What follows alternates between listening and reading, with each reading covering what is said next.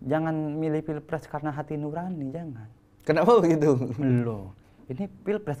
Milih pasangan hidup aja. Oke, milih pasangan hidup Nggak dia. bisa Oke. full 100% hati. Harus dihitung-hitung juga pertimbangan-pertimbangan secara rasionalnya, logisnya. Nggak bisa asal, ini hati gue cocok nih, hati saya cocok nih. Wah, pilih dia ah. Nggak bisa by perasaan Nggak gitu bisa ya? perasaan full, ada perasaan. Apalagi pilih presiden gitu kan. Iya, iya. Nggak segampang itu, Bos. Ketika misal kita pilih karena dibayar, apalagi dia bukan sesuai dengan isi pikiran kita, katakanlah dia menang, yang menderita kan kita juga. Kalau salah pilih menurut kita gitu. Akhirnya itu yang saya pikir, dan kebanyakan memang di teman-teman 01 juga jawabannya selaras. Oke, oke. Kenapa Caimin beli? Kenapa nggak Mas Anies gitu yang datang? Kenapa nih Mas Anies ini takut datang ke Bali atau gimana gitu? Enggak ya. Dibilang Pak Anies takut datang ke Bali, kayaknya pertanyaannya perlu dibalik. Kayaknya Bali yang takut didatangin Pak Anies. Itu akhirnya ditanya sama wartawan, ya Pak Anies kan memang legowo aja orangnya ya. Ketika dibilang ada beberapa Pemda, sekitar 6 Pemda lah itu, menolak kedatangan secara resmi. Ya dibilang, ya itu akan saya nggak punya wewenang untuk mengatur itu. Apa jangan-jangan gini? Semeton Gema Bali kembali lagi bersama saya di sini. Kali ini kita kedatangan salah satu putra Bali dan kebetulan adalah relawan daripada paslon nomor 01. Yaitu mari kita sambut Damurasisi Mujahidin. Gimana kabarnya? Bener nggak ini penyebutan nama saya? Orang itu jarang salah, langsung bener gitu. Damurosi. Gimana?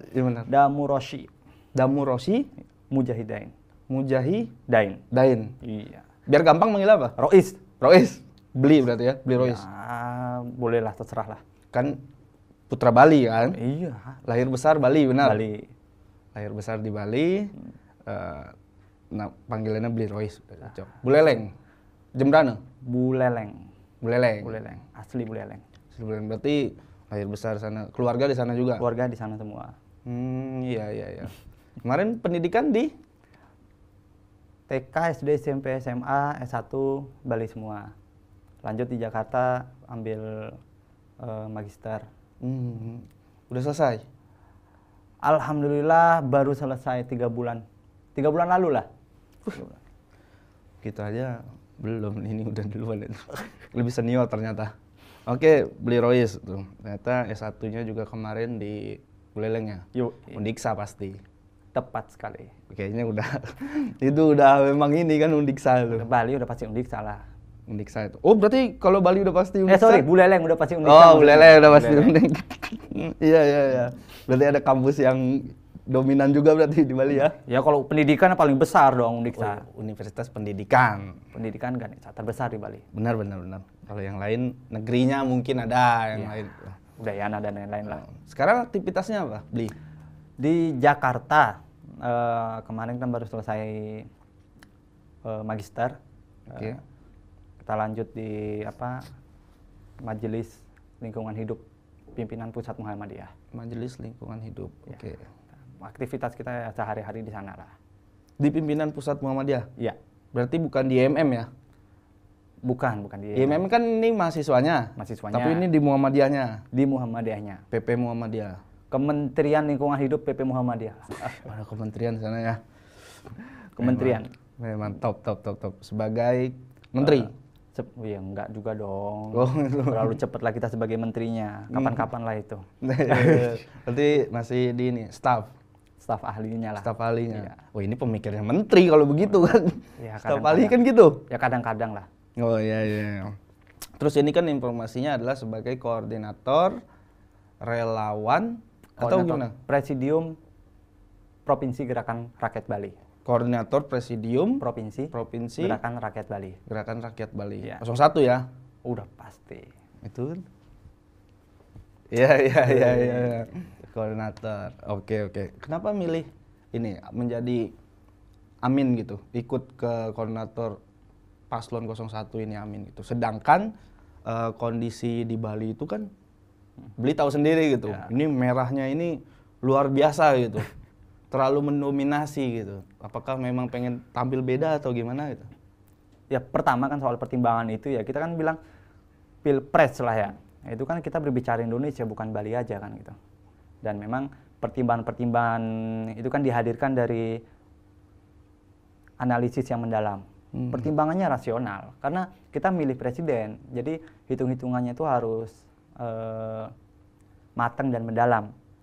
Nah, dilihat dari dibandingkan paslon 1 dan lainnya gitu. Dan akhirnya ketemulah kayaknya Amin yang paling tepat nih. Kayaknya Amin. Ada satu website itu dia itu nggak memihak websitenya, tapi dia dikasih opsi yang mana sih yang menurut kita setujui gitu loh. Oke, dia objektif berarti Dia objektif. Ada beberapa opsi gitu kan tentang gagasan-gagasan tuh mana yang dipilih. Nah, itu tuh ada persentasenya nanti di akhir.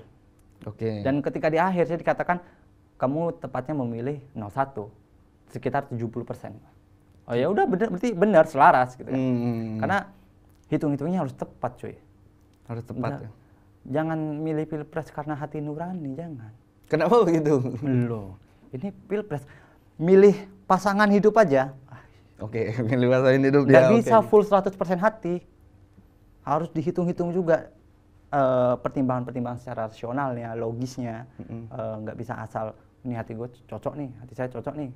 Oh pilih dia ah. Nggak bisa by perasaan gitu nggak ya? bisa perasaan full, ada perasaan. Apalagi pilih presiden gitu kan. Iya. Nggak segampang itu bos. Oke, nanti baperan kalau Baperan. Hmm. Dawai lagi. Oke, ini berarti kan by hati nuraninya ada, tapi by memang secara pemikiran oke gitu. Ya, itu yang kita lihat. Akhirnya hasil akhirnya di kesimpulannya adalah wah Anies ini kayaknya aku banget nih. Gitu. Ini benar seperti itu ya, beli ya? Bener lah. Emang bisa seperti itu dibayar berapa beli sampai bilang bahwasannya itu? Ada nggak dibayar itu? Kita itu Kuda mana nih? Kuda. rahasia. Maksudnya enggak lah, karena kan begini ya. Kadang seberapapun bayarannya itu nggak akan pernah setara dengan apa yang akan kita dapatkan. Ketika misal kita pilih karena dibayar, apalagi dia bukan sesuai dengan isi pikiran kita, katakanlah dia menang, yang menderita kan kita juga. Kalau salah pilih menurut kita gitu. Akhirnya itu yang saya pikir, dan kebanyakan memang di teman-teman 01 juga jawabannya selaras. Sesuai pertimbangan, logisnya, rasionalnya, tepat gitu. Memang Anies yang paling tepat. Pak Anies dan Gus Muhaimin itu yang paling tepat. Nggak ada bayaran-bayaran itu asli. Berarti nggak ada nih ya? Nggak ada. Oke, memang ini ya, murni berarti ya? Murni. Memang top nih, semua relawan begitu. Iya. Iya. Ya, kita bisa buktikan lah itu. Iya. Oke. Jadi sebagai koordinator nih Bli, di Bali kan gitu, terkhusus di Bali gitu. Apa yang udah Bli lakukan gitu untuk Amin ini di Bali gitu? Saya kan di Gerakan Rakyat ya. Gerakan Rakyat itu kan sebenarnya gerakan resmi dari Timnas juga, yang dia fokus di pembasisan relawan. Jadi konsolidasi relawan. Relawan Amin itu ya, total yang teraktivasi itu hampir 1.200 relawan. 1.200 relawan. 1.200-an relawan itu yang sudah teraktivasi. Nah, besarnya animo ini diwadahi oleh Timnas yang namanya itu Gerakan Rakyat. Ini beda dengan mungkin kayak di Bali ada TPD.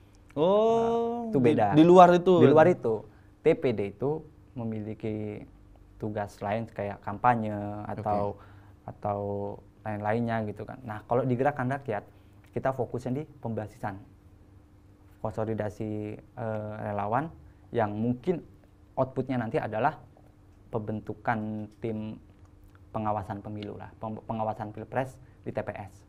Ya, memang itu yang kita jaring itu pembasisan ke arah situ. Dan kita udah mulai pergerakan itu kan dari bulan November lah. Kita adakan konsolidasi provinsi, mengundang hampir sekitar yang di Bali itu aja ya 10-20 relawan lah yang menghadiri. Kelompok relawan. Simpul relawan. Simpul relawan. Banyak. Di Bali itu sebenarnya banyak relawan 01 itu. Cuman kadang-kadang harus distimulus lah kasih untuk pergerakannya biar agak lebih mantap lagi, jos lagi gitu. Oke. Tapi positif Bli ya? Positif lah. Mana kan gini Bli, soalnya Bli. Apa tuh? Ini kan Bali kan merahnya lumayan tinggi, bahkan Ya, tinggi banget gitu. pastilah. Basis besar gitu, ya kan? Terus mengusung 03 kan begitu. Ya. Ya kurang lebih begitulah. Ya kalau salah mohon dikoreksi semeton itu. Tapi posisi Bli adalah sebagai 01 gitu di Bali gitu. Apa strategi biar 03 sama 02 nih ya minimal pasti kan redup lah ini. Ada strategi khususnya nggak Bli? Kalau strategi khusus gitu kan, itu sebenarnya gini lah, masuknya kan dalam ranah perkampanyean gitu. Kalau ranah perkampanyean itu TPD, ketua TPD itu Haji Masrur. Kalau kita ada juga, memang kita kan juga akhirnya melihat bagaimana strategi kampanyenya kan, memang ada dikhususkan untuk Bali. Kayak misalnya pengangkatan nilai-nilai budaya Bali yang lebih masif lagi di dunia internasional. Kemudian pembangunan yang kemarin disebut sama Gus Muhaimin itu, wisata bioregional yang memang mengedepankan ekonomi lokal. Terus yang salah satu yang paling menarik ya, itu adalah pensiun dini PLTU Batubara. Berarti PLTU Batubara nih akan dipensiunkan. Iya, harus dipensiunkan. Salah satunya PLTU Batubara di Bali kan Celukan Bawang. Ya, Celukan Bawang. Semoga ya. Cuman kan kadang juga agak susah kalau bagian ke sana itu, Bro. Oke. Berarti ada memang kan beberapa teman-teman aktivis lingkungan di Bali pun kan udah sering menyuarakan itu juga kan. Iya, termasuk saya lah di tahun 2018, 19, 20 itu. Sempat kencang juga soal itu ya. Iya, di PLTU Celukan Bawang kan di daerah rumah saya juga lah itu, di Buleleng juga. Iya, betul. Nah, kan kemarin tadi Caimin datang nih Bli, ke Bali. Ya kan? Kampanye di Bali gitu. Nah, itu kan kebetulan tanggal 25 kalau nggak salah. Ya, 25 atau 26 gitu. Nah, terus tiba-tiba Caimin sebagai cawapres nih Bli, datang ke Kuta, kampanye di hotel, dihadiri sekitar 2000-an kalau tidak salah. Habis dari situ ke Buleleng. Ya. Lanjut lagi di Buleleng, tiba-tiba ada cawapres di luar Caimin nih, hadir lagi ke Bali yang katanya itu bukan harinya dia gitu. Oh gitu ya? Nah itu gimana Bli tanggapannya? Bukan harinya dia sebenarnya, tiba-tiba datang ya? Kita kan informasinya ini nggak tahu kebenarannya gimana. Bli yang sebagai di 01 itu kan pasti lebih memahami gitu di ini. Memang benar atau tidak itu kan informasinya memang udah harus dari peta gitu kan. Maksudnya ini kampanye di sini gitu. Gimana Bli tanggapannya? Ya, kita sih melihatnya sederhana ya. Ketika tiba-tiba ada perubahan jadwal dari paslon lain, terutama itu berkaitan dengan datangnya Gus Muhaimin, kita bisa pikir kayaknya ada yang ketar-ketir nih. Nah, gitu. Oke. Karena begini, emang kita lihat ya, basis ya di Bali kan untuk 01 ini agak-agak ya minim lah sebenarnya. Tapi minimnya itu berbeda dengan apa yang terjadi di Bali kemarin ketika Gus Muhaimin datang. Pertama pertemuan di Hotel Sunset Road. Memang pertemuan itu bersifatnya tertutup. Oke. Kemudian ke Bali Utara, ke Buleleng di kawasan Bandara Letkol Wisnu. Itu kan juga animo masyarakatnya itu kan besar gitu. Karena begini, mau seloyal apapun ke paslon yang lain, tapi tetap sejatinya masyarakat Indonesia saya yakin, pun juga diyakini Gus Muhaimin, setiap orang menginginkan gerakan-gerakan perubahan. Oke. Berarti ada kemarin tuh ada yang ketakutan ya? Ya kayaknya kan bukan pasti juga. Ya, ya. Kayaknya gitu ya. Pandangan dari Bli sebagai Presidium Koordinator Provinsi Bali, ini merasa ada yang ketakutan gini. Karena udah datang ke Bali, terus didatengin Caimin, biar nggak kalah ya kan, datang lagi. Datang lagi kan. Saya nggak tahu itu siapa itu. Padahal Papua kan jauh. Wow. Habis dari Jayapura ya? Iya. Langsung ya tuh. Oke. Kenapa Caimin, Bli? Kenapa nggak Mas Anies gitu yang datang? Kenapa Mas Anies ini takut datang ke Bali atau gimana gitu? Dibilang Pak Anies takut datang ke Bali, kayaknya pertanyaannya perlu dibalik. Kayaknya Bali yang takut didatangin Pak Anies. Gitu. Apa yang ditakutin sama Bali? Kok bisa gitu? Karena jadwal agenda kampanye daerah itu kan sudah tersusun ya pertama. Dan Bali itu udah beberapa kali masuk schedule. Pertama di tanggal 31 Januari. 31 Desember. Pas tahun baru kan itu Pak Anies mau tahun baruan di Bali padahal. Oke, tapi ada apa ya, kita bilang intervensi semesta mungkin ya. Kenapa tiba-tiba gagal kan? Oke. Terus kemudian di schedule. Karena di tanggal 18 Januari. 18 Januari itu ya sebenarnya udah lebih fix lah katakan. Karena memang perbedaan dari yang 31 Desember itu, yang di 18 Januari sudah tersusun agendanya. Mulai dari kunjungan ke beberapa tokoh, kemudian ke beberapa daerah, bahkan juga ada beberapa puri-puri itu ya, terutama di daerah Buleleng juga udah mengajukan permohonan untuk dikunjungi. Dari Puri? Dari Puri juga udah ada. Tokoh-tokoh Islam di Bali Barat itu juga udah ada. Dan memang udah disusun. Dan entah kenapa tiba-tiba cancel lagi. Akhirnya fokus Pak Anies itu di Jakarta waktu itu. Malah menyelenggarakan Desak Anies di Jakarta. Oke. 31 Desember malah dipindah ke Jogja. Ini kan akhirnya pertanyaannya itu, ini memang antara Pak Anies yang takut apa Balinya yang takut didatangi Pak Anies nih? Intinya Mas Anies sudah menjadwalkan itu selama 2 kali untuk ke Bali. Sampai 2 kali untuk ke Bali. Tapi belum datang-datang. Belum datang-datang sama sekali. Dikarenakan ada satu dan lain hal. Ya. Kira-kira apa menurut Bli? Kira-kira ada yang ganggu kah? Atau gimana? Kemarin itu ada informasi lah ya terkait beberapa Pemda yang memang secara resmi itu menolak kehadiran kampanye Anies. Masa, Bre? Ada 6 Pemda, cuman 6 Pemdanya ini nggak tahu ya Pemdanya mana aja. Tapi kok kebetulan itu dekat-dekat kisaran jadwal Anies ke Bali, Pak Anies ke Bali kan. Apakah itu Bali juga ya kan belum tentu juga gitu. Tapi cuman ngomong aja, kebetulan aja dekat. Dan itu akhirnya ditanya sama wartawan, ya Pak Anies kan memang legowo aja orangnya ya. Ketika dibilang ada beberapa Pemda, sekitar 6 Pemda lah itu menolak kedatangan secara resmi. Ya dibilang ya itu akan saya nggak punya wewenang untuk mengatur itu. Apa jangan-jangan gini, Bli? Jangan-jangan karena isu Mas Anies ini intoleran gitu. Gimana? Bisa dibenarkan atau gimana mau?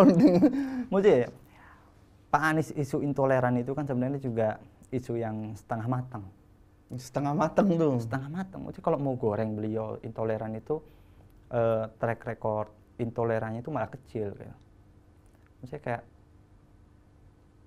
dari mananya itu kan mungkin naiknya itu kan ketika zaman Pilgub. Oke, Pilgub DKI ya? Pilgub DKI itu naik lah kalau beliau itu intoleran. Cuman sebenarnya itu juga bukan murni dari Pak Aniesnya, itu kan dari pendukungnya memang kebetulan dominan gerakan Monas saat itu kan. Ya. Tapi akhirnya dibuktikan kok waktu jadi gubernur DKI juga aman-aman aja. Enggak ada kebijakan-kebijakan yang intoleran terhadap umat non-Islam lah bicaranya. Bahkan sampai pernah ada isu Pak Anies dibaptis lah. Wah, kayak gitu-gitu kan. Ya maksudnya Masa dibaptis? Isu-isunya ini. ya itu kan cuman Berarti ada nama baptis dong. bercandaannya sampai dibilang apa ya, Yohanes Anies Baswedan gitu loh. Yohanes Anies Baswedan itu. Iya, makanya kan juga kadang-kadang dan nggak ada penolakan yang gimana-gimana ya dari Pak Anies, yang memang ya udah slow aja gitu, easy going aja dengan isu. Berarti kayak kalau Mas Anies ke Bali bisa aja melukat dong. gitu. Waduh, kita kasih nama apa kira-kira nih, Pak? Ya, nggak tahu Mas Anies anak keberapa dulu nih. Kita lihat dulu anak keberapa dulu kan. Ya kan musik kayak gitu itu nggak ada lah, intoleran. Dan Gus Muhaimin juga di Bali kemarin sudah jelas ngomong, ketika dada saya dibuka isinya merah putih. Oke, ya. Gitu. Siap. Dan Bhinneka Tunggal Ika, Garuda di dada. Kira-kira gini, Bli. Ini kan Caimin sudah hadir ke Bali, ya kan Mas Anies sudah sempat menjadwalkan 2 kali tapi belum kesampaian. Berarti dalam kurang lebih bahasanya adalah Mas Anies ini dan Caimin ini peduli dengan Bali karena mau hadir kan begitu. Emang ada nggak sih Bli gitu visi misi Mas Anies nih atau Caimin Amin lah, visi Amin ini yang memang terkhusus untuk Bali gitu? Ada ya, karena kan kita tahu sendiri kan visi misi Amin itu kan paling tebel tuh. 148 halaman. 148. Skripsi saya itu kalah. Nggak nyampe itu 148 halaman. Dan di dalamnya itu memang sangat-sangat komprehensif, sangat-sangat lengkap gitu, termasuk akhirnya membawa isu-isu kedaerahan. Dan Bali itu kan masuk dalam 8 sayap kemajuan. 8 sayap kemajuan. Nah, ketika memang nanti 01 menjadi menang. Bali Nusa Tenggara. Ada beberapa yang memang dikhususkan untuk Bali lah. Kayak misal yang tadi dibilang kalau kita ngambil dari sektor lingkungan hidupnya ya. Oke. Pemensiunan PLTU atau pembangkit listrik yang bertenaga batu bara. Kemudian pemanfaatan atau eksplorasi panas bumi. Oke. Untuk sebagai alternatif pembangkit listrik ramah lingkungan. Itu mau dimanfaatkan. Dan beberapa opsi lainnya kayak misalnya yang tadi dibilang pembangunan wisata bioregional yang berbasis ekologis dan mengedepankan ekonomi lokal. Banyak sebenarnya untuk Bali, dan memang pemerataan Pak Anies dan Gus Muhaimin untuk Indonesia itu jelas gitu, gagasannya itu ada, termasuk untuk Bali, memasifkan lagi budaya-budaya Bali untuk internasional. Itu tapi nanti kampanye aja lagi, Bli. Itu kan dulu Mas Anies punya track record di DKI itu. Apa track recordnya? Bangun DP 0 rupiah itu. Ya, ternyata ya ini terus pas debat sama Pak Ahok dulu gitu kan, bicara soal itu kan bisa dipinjam nanti di bank gini-gini, sama Pak Ahok dibantah mana bisa itu anggarannya nggak mencukupi gitu. Sama ini misalnya untuk Bali, nggak nanti PLTU batubara akan kita tutup, pensiunkan gitu ya kan, terus diganti dengan energi terbarukan gitu, dengan sumber panas bumi gitu. Panas bumi itu kan sumbernya salah satu gunung kan gitu. Gunung Agung. Maksud nanti Pura Besaki gitu-gitu ya, sakral gimana, Oli? Nah sebenarnya begini, ide itu kan udah ada ya, kayak kemarin yang di DKI itu kan ide gagasan udah ada. Ketika nanti dijadikan itu kan perlu lagi analisis yang mendalam sebelum itu dikonkretkan atau dijalankan, dieksekusi. Dan untuk Bali ya idenya sejauh ini memang rasional dan kemungkinan besar akan dijalankan untuk Bali terutama. Banyak.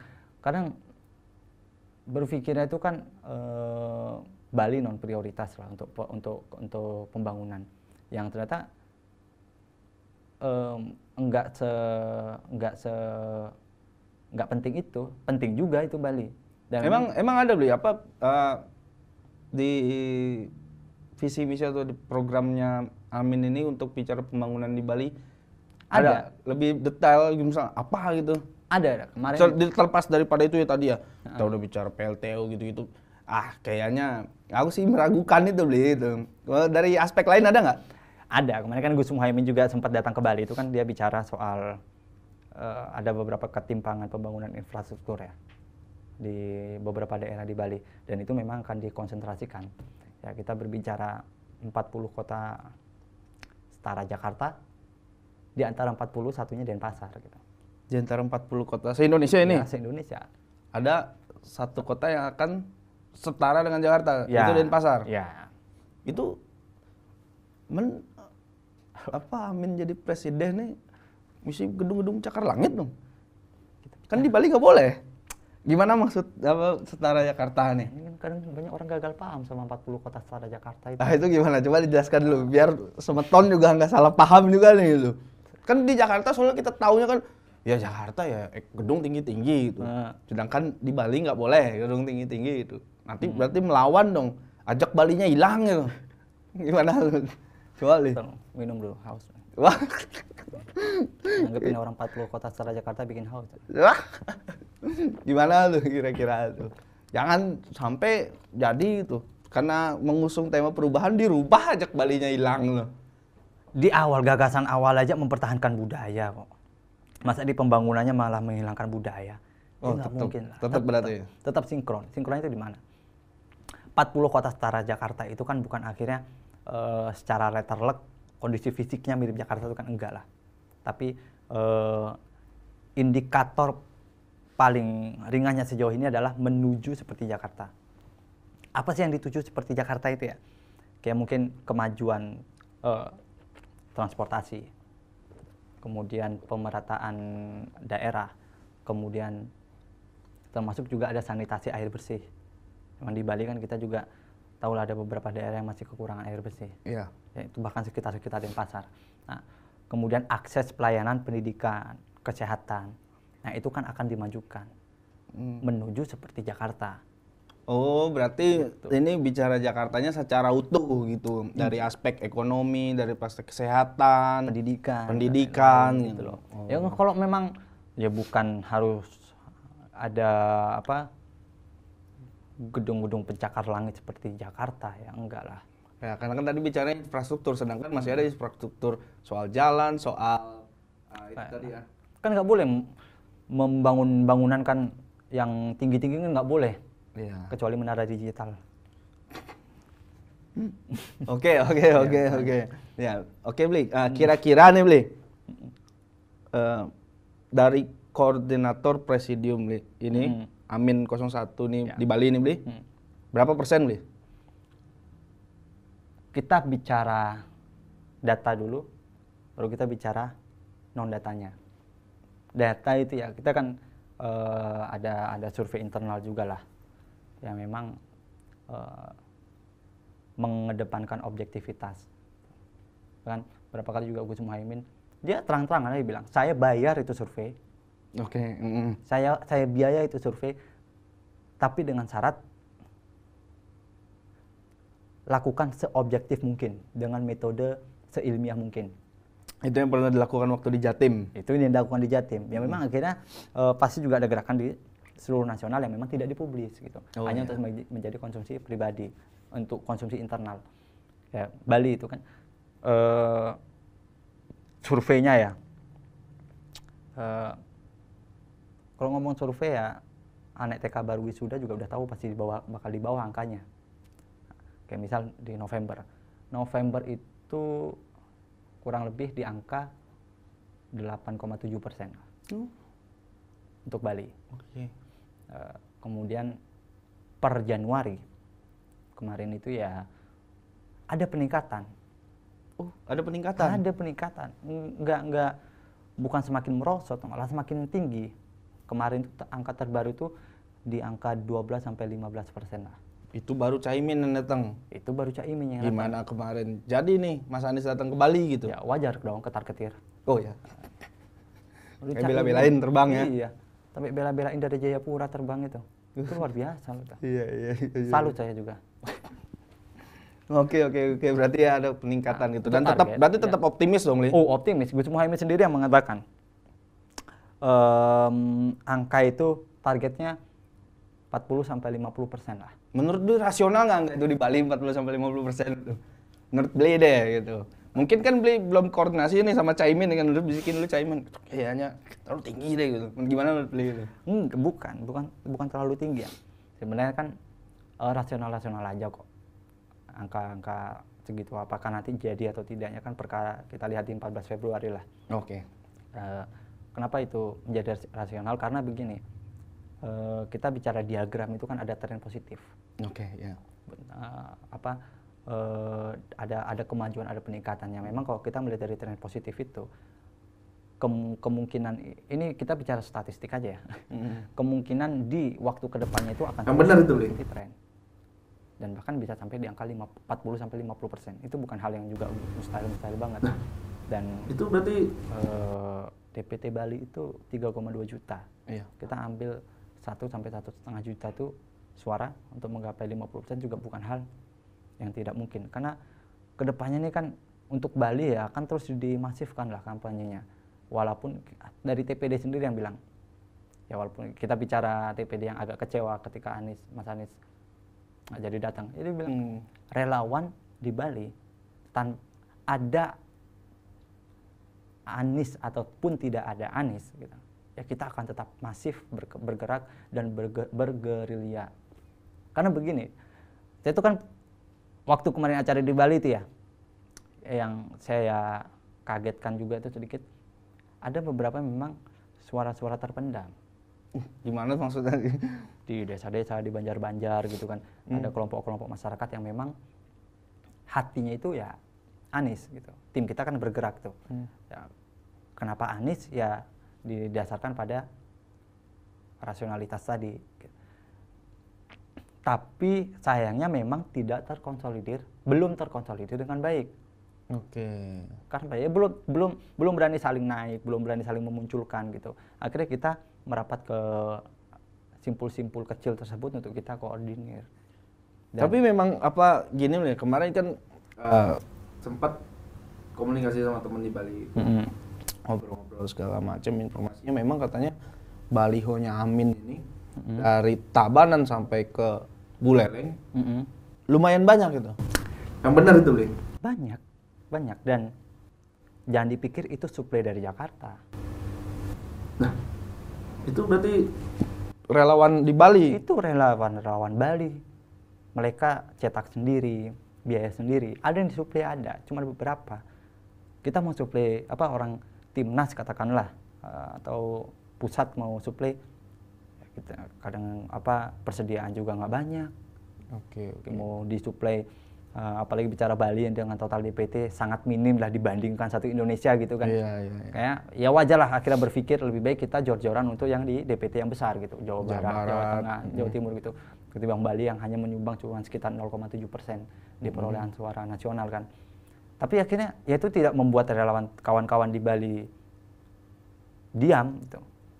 Mereka berdaya sendiri, cetak sendiri, pasang-pasang sendiri gitu loh. Dan memang trennya juga positif gitu loh. Kita lihat ya walaupun kita ngeliat baliho Amin di Bali itu kan sesuatu yang apalagi awal-awal kemarin, ternyata ada ya Amin di Bali ya, ternyata ada Amin di Bali ya. Nah itu kan muncul, aku juga Amin sebenarnya gitu. Oh ya mungkin karena dia malu atau gimana, ya, malu. Karena merasa sendiri gitu. Merasa sendiri, orang yang merasa sendiri satu pulau merasa sendiri masalahnya. Oh iya.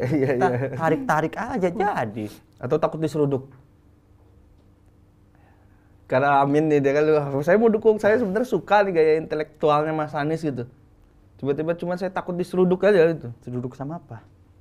Seruduk sama misalkan sapi gitu kan, ya? Kambing gitu. Ada sih beberapa juga yang kayak gitu kan, di lingkungan kerja atau di lingkungan organisasinya. Memang membuat mereka tuh agak takut lah dukung Amin. Kalau misalnya kemarin kita lihat ada deklarasi jangan gengsi dukung Amin dari seniman-seniman ya. Warga Bali yang dukung Amin bukan gengsi, lebih ketakut. Takut. Iya. Kita mau udah kadang kita nggak dibayar untuk coblos Amin, tapi kita juga yang buntung di sini kan. Wah, kan kekhawatiran gitu kita wajarkan lah. Oke, Bli. Kira-kira nih, Bli. Terakhir nih, Bli. pesan-pesan gitu, Bli, untuk Semeton di Bali gitu. Terkait dengan Bli sebagai koordinator 01 ini, Bli. Silakan, Bli. Ada segmen pesan-pesan juga ternyata ya. Untuk kawan-kawan di Bali lah ya, untuk semua pendukung-pendukung Bali. Saya selalu menekankan ya, jangan ada ketakutan, jangan ada kekhawatiran. Karena apa? Semua perjuangan yang diarahkan dengan cita-cita mulia itu tidak akan pernah ada yang sia-sia. Ingat bahwa apa yang kita perjuangkan ini bukan sesuatu yang sifatnya transaksional, tapi memang pikiran dan hati yang mendalam untuk perubahan Indonesia. Jadi jangan takut dukung Amin, suarakan. Walaupun juga nggak dikampanyekan, minimal dalam hati 14 Februari coblos 01. Kita menangkan Amin di Bali bersama-sama. Oke, Bli, sukses semua nih, Bli. Udah Bali ini hadir kan. Mungkin lain waktu kita bisa berjumpa lagi ngobrol-ngobrol gitu, Bli ya. Entah kita apa yang bisa kita kolaborasikan gitu kan, info-info aja, Bli, gitu kan. Siap. Sering-sering. Oke, Semeton, sukses semua sudah menonton Gema Bali. Jangan lupa like, comment, and share. Kita kembali di video-video selanjutnya. Sukses semua.